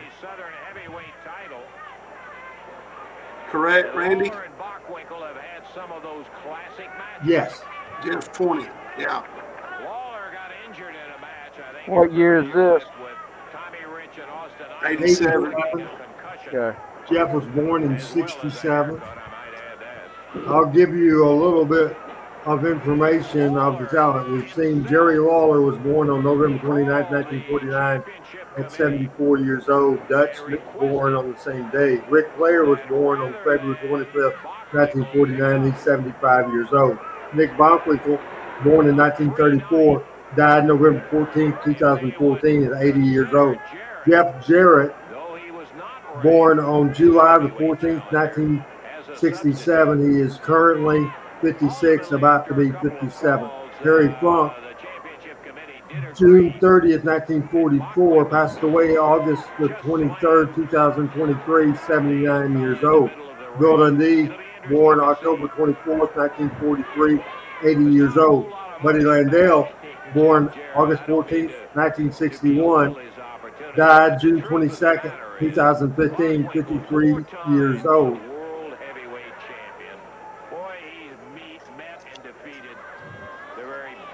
In the world for a number of years. His attitude is such that at times it's a little confusing if you happen to think Nick was 53 in this match. He's using what he's got to, that speed over the top. Flying press, and he gets Nick off his feet. Well, there's the first accomplishment. He surprised Bockwinkel. Bockwinkel, I can assure you, is going to be surprised by the speed of this kid. Boy, he is quick. And we've said it a dozen times. You're tired of hearing it, I'm sure, but he is pure athlete. Outstanding basketball player, though he does not have the height normally associated with outstanding basketball players. Great athletic ability, good instinct, has had superior schooling, you might even say subliminally. His father, as you obviously know, Jerry Jarrett, the owner of Jarrett Promotions. I never got to see Jerry Jarrett wrestle very much because of his changing roles, Michael and Pat. But how much are Jeff and Jerry similar? Jeff much better? I know Jeff went to WWE, and that's a different era, but how do they correspond as far as relativity performance-wise? Jerry Jarrett was even better than Rick Morton as far as selling is concerned. He was great. He was over in Louisville like no other. So as an athlete, he couldn't touch Jeff. Jeff, still today, is an athlete. Absolutely, 100%. Because you wouldn't have seen Jerry Jarrett on the National Wrestling Company at 56 years old, 57 years old that Jeff's about to be. I think Jeff's doing some of his best work today in the ring. I agree with both of what you just said, Pat. You're absolutely right, and Randy, I think if you look historically, Jeff was brought up in a different way than Jerry Jarrett was introduced. Jerry Jarrett was introduced as the wimpy little guy that had to pay his dues, and JoJo trained him, and Fargo, and they sort of took him under the wing, and Jerry was the, he was always the underdog. He was always the smallest guy in the ring and facing the largest odds, whereas Jeff was an athlete to begin with, and they just capitalized on his athletic ability. And agree 100% with Pat as far as this day and time. I think not only Jeff is probably the best professional wrestler in AEW without a doubt, I will also say that he's probably the best promoter in any company that's not currently promoting wrestling. Who are you saying it is? Jeff Jarrett.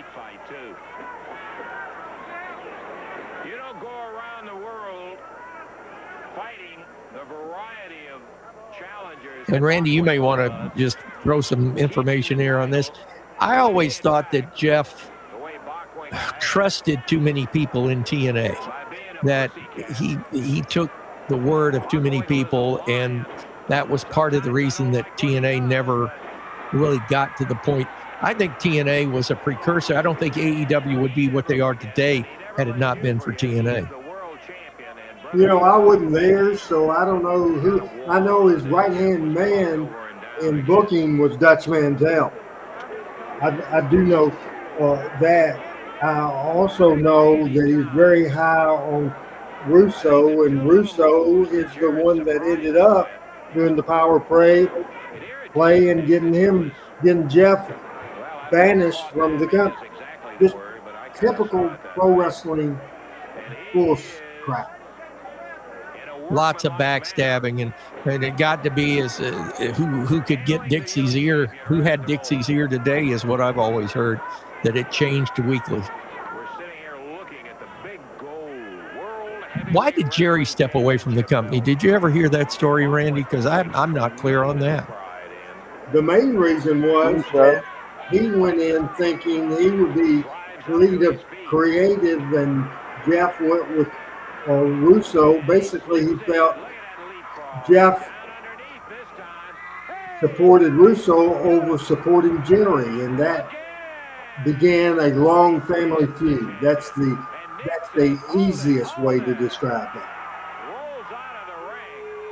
Well, I think also during that time, wasn't Jeff going through some quote unquote personal crises and demons that he had to shed as well? Jeff's wife died, so he was a business partner, owner, a booker, a creative guy, and the sole parent of 3 little girls. So he had stress on him without a doubt before. But the breakup between Jeff and Jerry happened before Jill passed away, because the contention was for years was Jerry Jarrett did not go to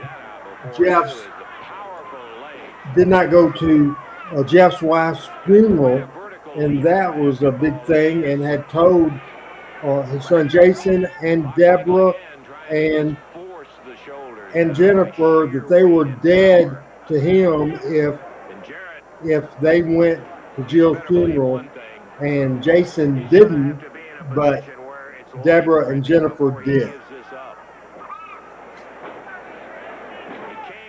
I can relate. I had grandchildren that didn't come to their grandmother's funeral because of a situation that had occurred between me, my sister, and them.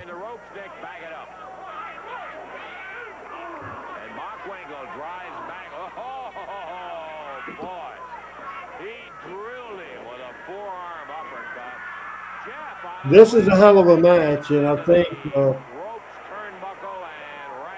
we're getting away from the fact. Michael, have you, and we'll ask all 3 of you guys from the panel this question.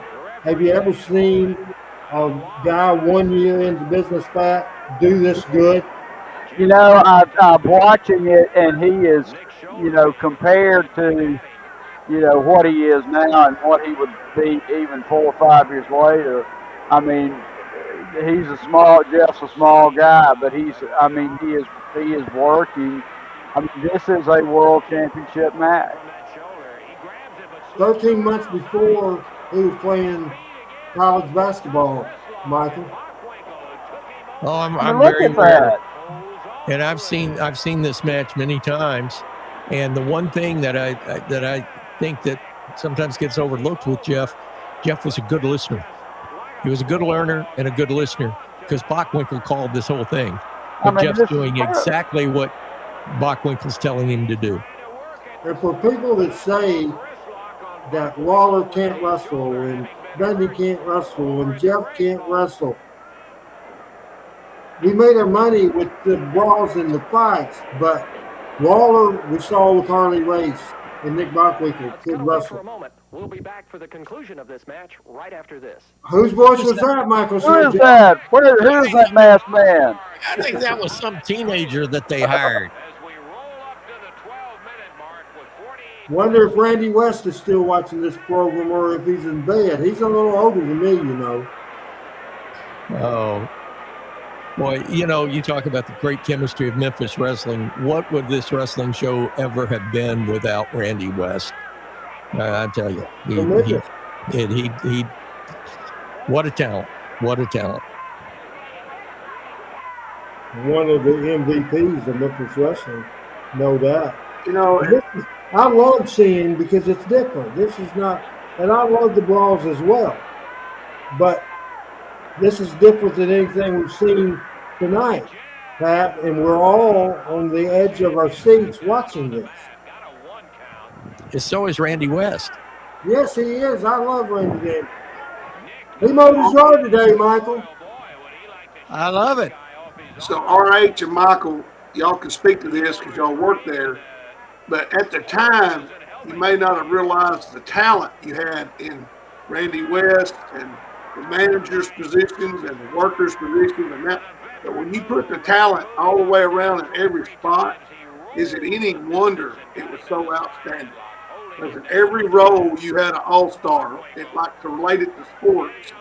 You had all-stars in every role. Randy West, Lance, RH, Jerry Calhoun, Jerry Calhoun. Eddie Marlin. Yes. But you don't know that at the time till it's over. You look back and go, damn, look at all the talent we had. You just made my point, Coach. That was the thing that these guys, you got to look at where they were in their career. Most of these guys were young guys. I mean, we sit here and talk about Al Green and Fargo and some of the older generation, Sputnik Monroe, but they were going out. These guys were coming in and they took it to a new level. So absolutely on spot, Coach. 6 minutes and 37 seconds left in this video. Y'all mentioned Jeff being a great listener. This shows his potential, but I also think it shows how good Nick was. Yeah. Because he knew what to call to make Jeff look this good. Nothing else you got to say, Jarrett. A good accounting of himself thus far. You know, we don't give enough credit to the people behind the scenes, but we also don't give enough credit sometimes to the guys in the ring. And this is a perfect example of a consummate pro in Nick Bockwinkel bringing on somebody that he respected and liked and knew was a future great talent. And he's putting the shine, as he used to say, he's putting the shine on him. Nick, as the person that was leading the dance, so to speak, now everybody, all 9,000 people, think at this point, not one person thought it when the bell rung to start the match, but everybody in this Coliseum at this point thought Jeff had a chance to win the championship. And when you see the finish, they take in consideration that Jeff was a rookie and this was his first world title match, and that he would lose. And it wasn't a screw finish. Nothing controversial as we watch the final minutes of the match right now, guys. Going to a point I made earlier, right now, you know, Bockwinkel has been clean, squeaky clean. All of a sudden, he goes to the hair to get the advantage. And all of a sudden now, Bockwinkel turns heel in the late going of the match. This is a textbook now world championship match.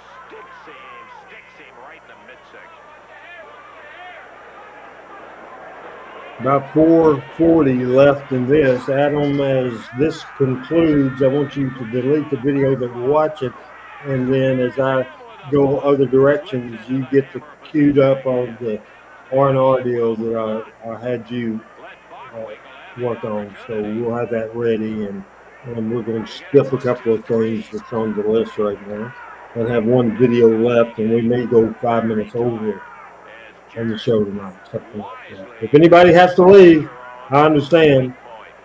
But I overbooked this crap.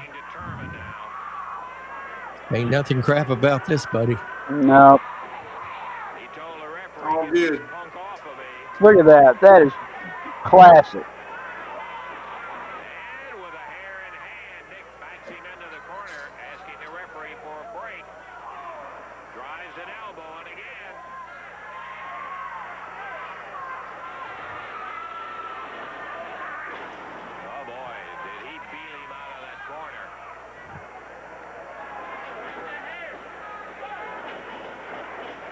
Slams the head of Jeff Jarrett into the top turnbuckle. AWA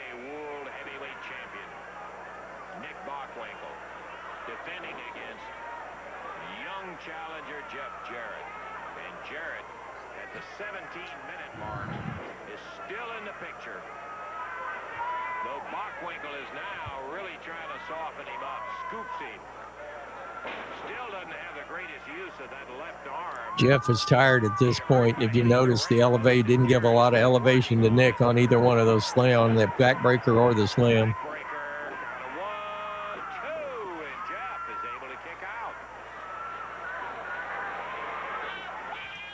He probably hadn't had many 20-minute matches at this stage of his career. And this was a physical match, coach, as well. Yes, sir. I'm always amazed at their cardio because I was an amateur boxer. 3-3-minute rounds is a lifetime. And we got a minute between each round.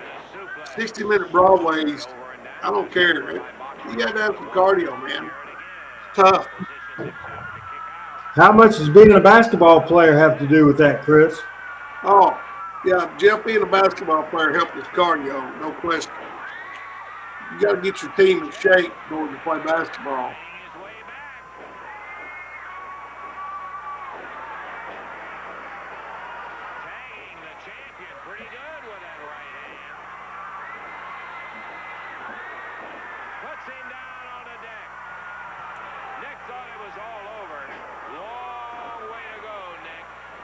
Just watching those punches, Jeff throws those punches a lot like Jerry Lawler does.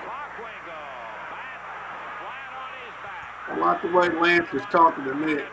It's a long way to go, Nick. Remember what I said earlier about he's not a homer, but he's appealing to the home team.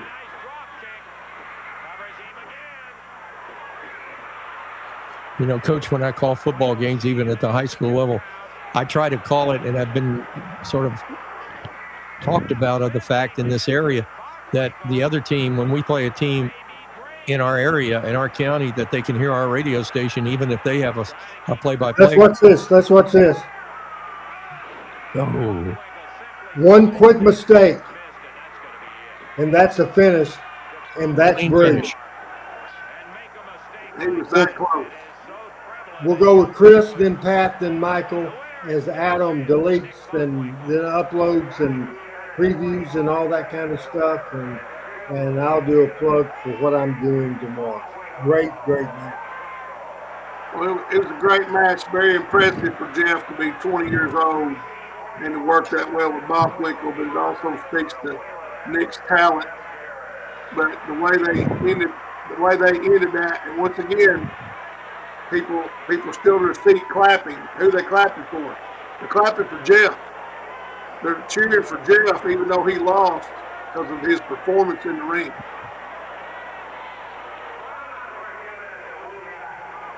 People patting him on the back, walking to the back. They believed. This time we'll go Michael, then Pat, then Chris, then back to me as Adam will delete this video and then put the other video, and he did put the other video up there and cue it up. So let's go, Pat.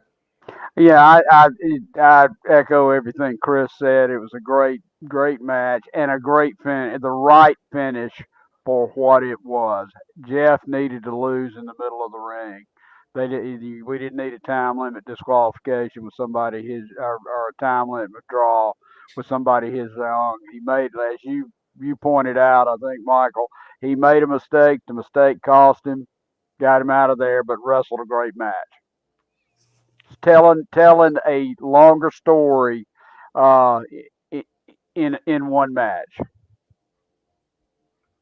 I agree. And the thing about it is that the shine was put on Jeff, and he never forgot it, and he grew from that, and look where he is today. But give credit to Nick Bockwinkel, an ultimate champion, doing what he is supposed to do on the road, defending his title. What a great match. Chris, any final words there on that match? Well, I'd ask this, Randy. Were you booking this, and where did it go from here? No, I was assistant booker from this, and they were building for Lawler. They had just done the injury to Lawler, and they were building for Lawler. So this was just a B story to get a house when Lawler was off the card. That card drew 9,000 people. And I want to tell everybody real quick, as you look at the bottom of your screen, for the first time in a long time, I am going to return to the front row with Bud Row as Bud is on vacation. I'll be there Wednesday morning and Thursday morning from 7 to 10 Central Standard Time. If you want to listen to it, you can go to 953theticket.com. Again, I'm there at 7 o'clock in the morning. You can tell I'm a wrestling guy. You can tell my philosophy is expect the unexpected. Tomorrow at 8:30, I will do a special segment that I call The Family Feud. My niece, Amy, who still today holds or ties the record for longest high jump in 4A in Arkansas High School. She was also a 4-year scholarship and also in the top 4 in our conference for high jump. Her daughter, Kanan, who is will be 26 years old. She's 25 now.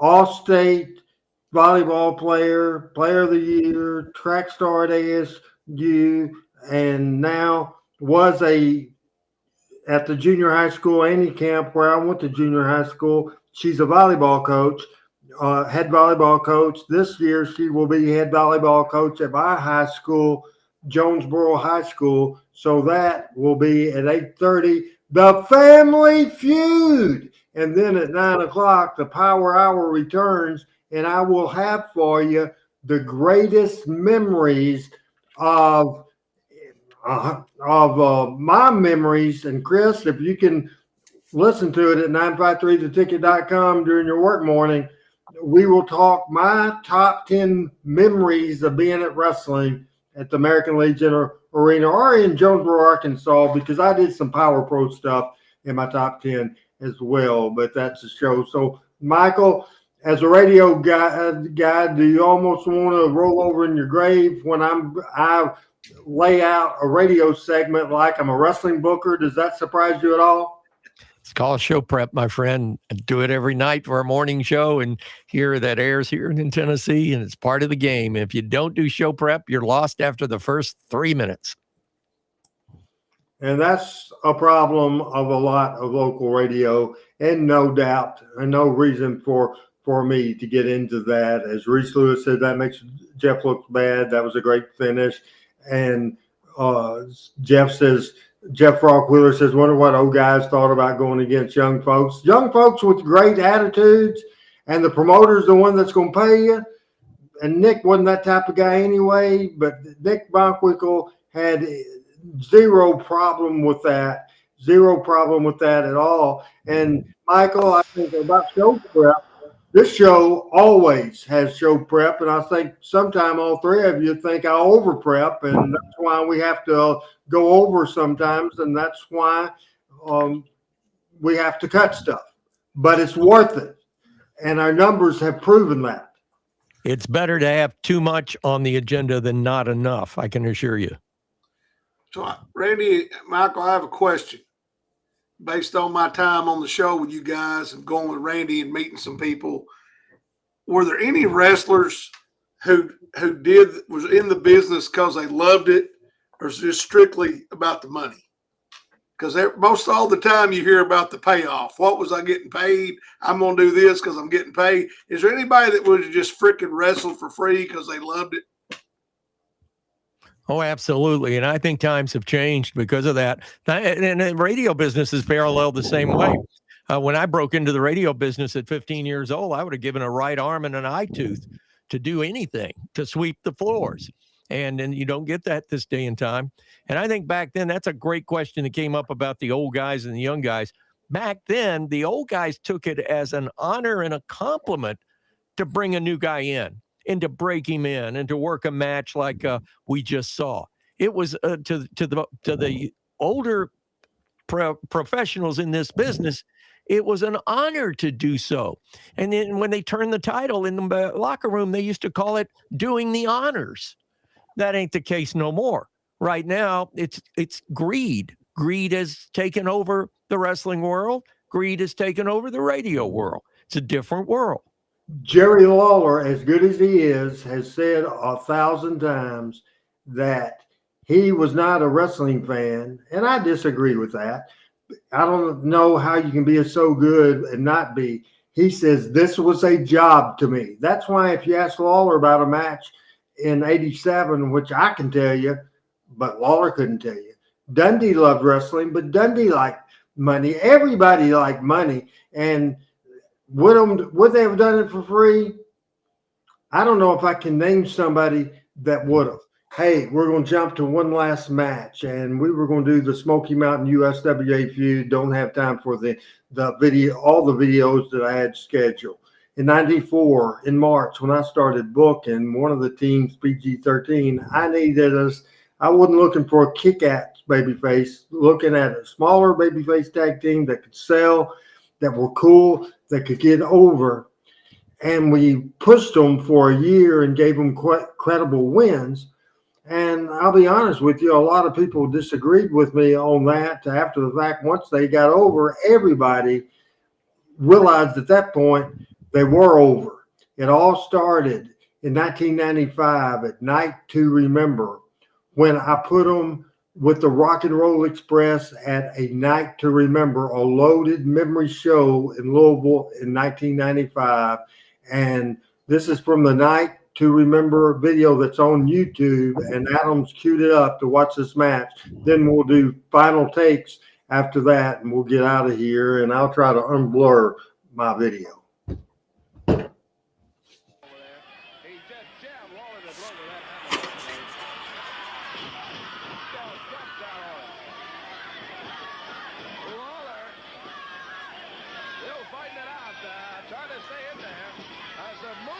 Continues to pound away on the King.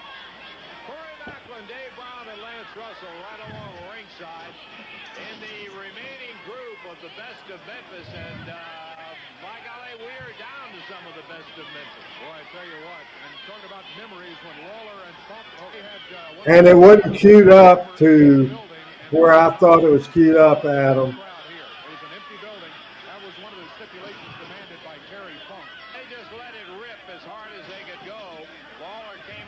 This is not from the Night to Remember, and so let's come out of that.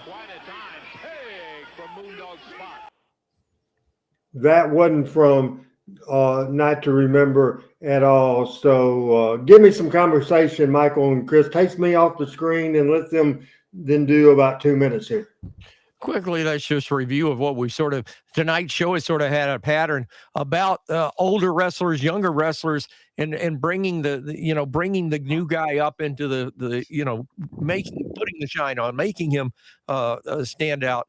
And I think we've seen some great examples of that. Guys, Pat, I know you watched a lot of Georgia Championship Wrestling. How much of that did you see back then?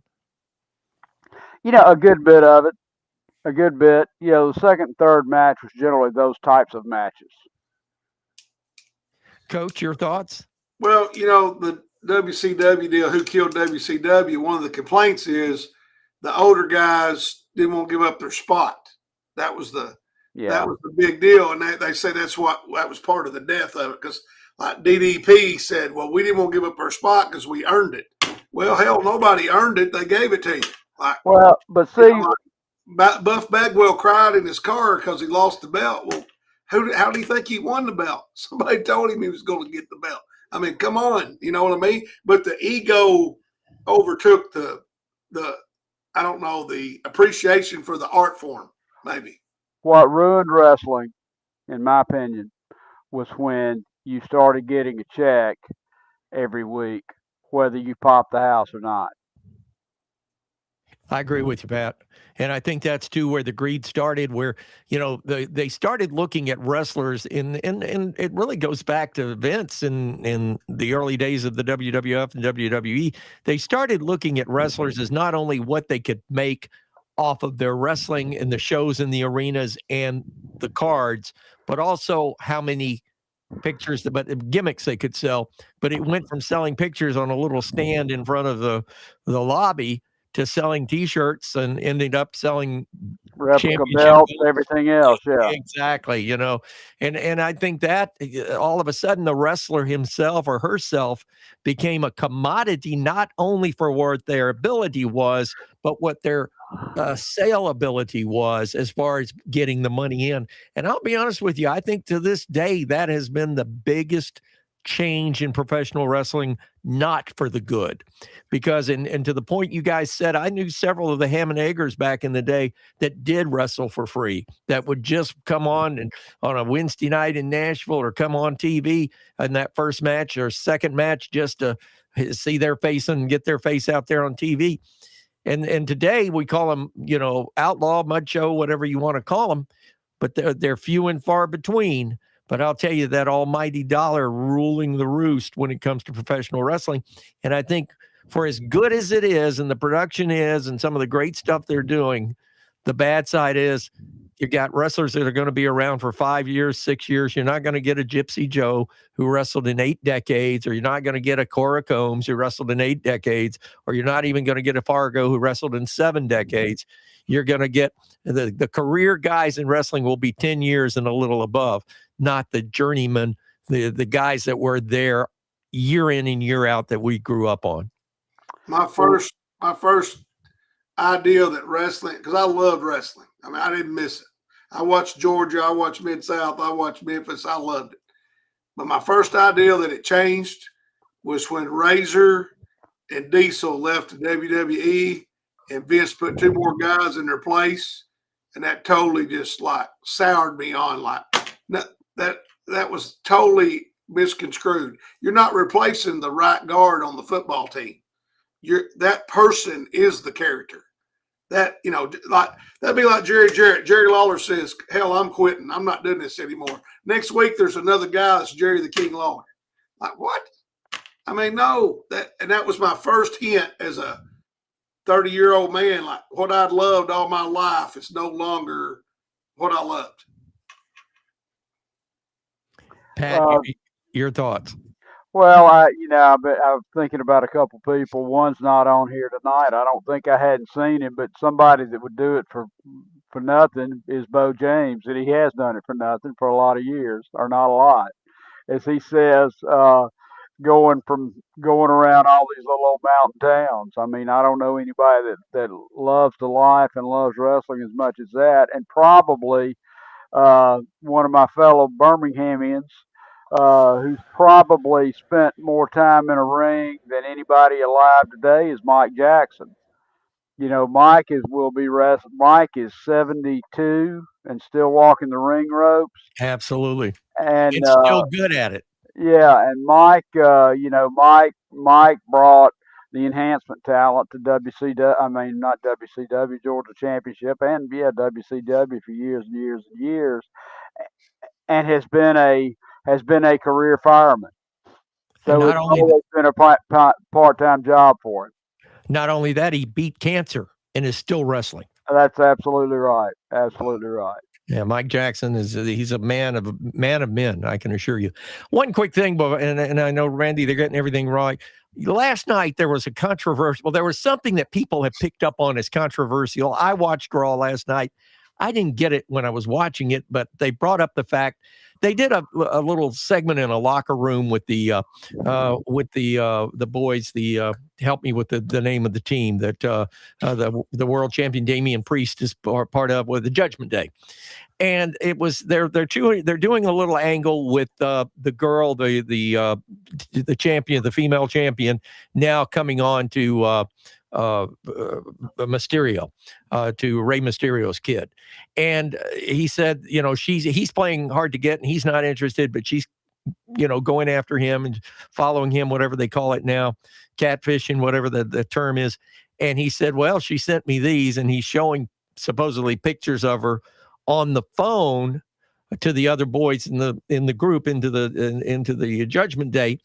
And people are equating it to the same thing of what happened with Vince McMahon and the austerity of the locker room back then, where it was a male-dominated thing and the women were being, you know, used, abused, whatever the case that was. And they're comparing the same thing. I don't know, maybe because I don't get naked pictures on my phone, but everybody's saying, well, he's showing naked pictures of her to this partner. Well, no, I show pictures of my grandson to people, but they ain't naked. I mean, I don't get it. People have made a bigger thing about it than is that where our society is in this day and time? I don't know, but I just found it to be. I was shocked when I started hearing about it this morning and started seeing it on Twitter rather. I hadn't watched that episode yet. It's on my DVR, so I haven't seen anything. I haven't been on social media today, so hadn't seen anything about it either. So I'm not privy to that information. But yeah, everything's about these phones nowadays. I deal with that with kids all the time. We didn't have. I mean, you got to have rules for people sharing information on their phones, photos. We got voyeurism laws in schools in Arkansas because of all that crap. I mean, it's ridiculous. One of the worst things ever invented.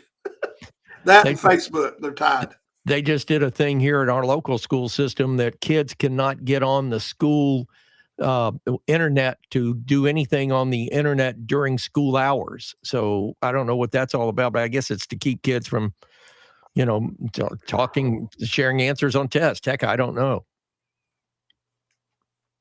All right, as I'm going to pop back in here right now, and for some reason I had trouble getting that video, and we'll hold that off to next week. We're going to go with Pat and Chris and Michael, and we'll get out of here probably on time this week. Apologize for that. We tried, but we got long-winded and had a great show today. Final thoughts. Go.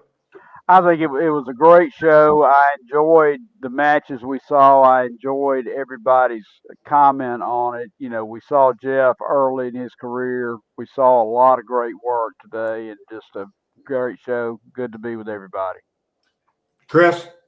Yeah, I want to say that it is such a privilege to get to do this, and I'm glad we get to reminisce and relive some of these great memories and share this with all the great folks that tune in and all of you.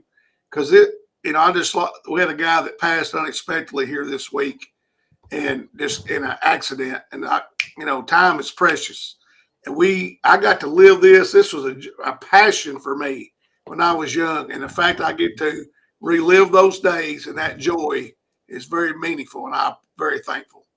We're thankful for you being here, and Pat for being here, and Michael St. John. Final take. Just real quick, thank you to our audience. I don't know if it's just me, but over the past few weeks, I think our comments from our audience have been outstanding. And thank you, folks, for joining us on Tuesday night. And thank you, guys. I love all of you. Pat, you and I talked several times this past week about what happened at Rickwood Field and one of the biggest baseball stories of the year. And it's great having you as a friend and having Coach as a friend. And Randy Hales, what a tremendous job you do. And thank you very much, and thank you to our audience. But thank you for allowing me to be a part of it. You guys remember 953theticket.com, 7 Central in the morning, as I will join the Front Row with Bud Rowe Family Feud at 8:30 Central, and the Power Hour at 9 o'clock. My favorite memories of Jonesboro Wrestling. Man, we'll be back with episode 8 of this series on the favorite memories of Memphis Wrestling, suggested by viewer Shane Odom. Appreciate it. So many great comments from everybody who enjoyed the show. For Chris Ellis, for Pat Trammell, for Adam Dunn producing, Randy West for armchair recliner producing there, even though he didn't take any notes, but I appreciate him too, Randy West, and we appreciate Michael St. John. Guys, thank you so much. Good night, everybody. God bless. We'll see you next week on Talking Memphis Wrestling. 5 wrestling action, 11 o'clock Saturday.